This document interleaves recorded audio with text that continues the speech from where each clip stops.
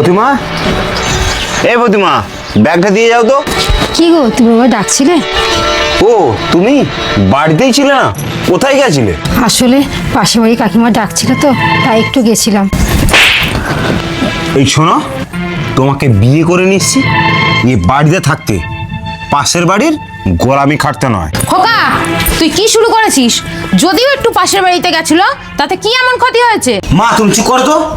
ওকে আমি বিয়ে করে নিয়ে এসি আমার বাড়িতে থাকতে, পাড়া বেড়াতে নয়। খোকা, তুই ভুল করছিস।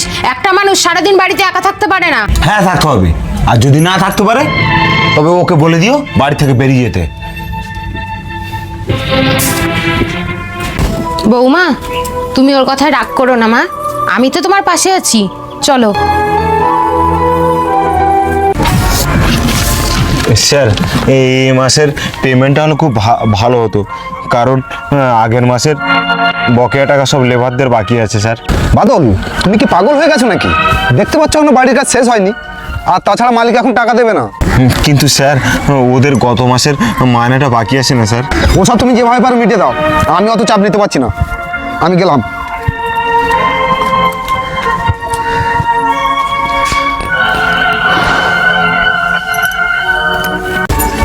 কি গো, এ নাও চা।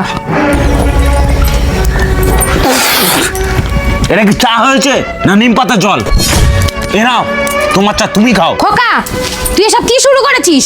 মা তুমি চুপ করো তো, আমি আমার টেনশনে আছি। দেখ খোকা, কাজের ক্ষেত্রে তোর বাইরে অনেক কিছু হতেই পারে, তাই বলে বাড়িতে এসে বৌমার সাথে এরকম ব্যবহার করা তোর একদম উচিত নয়।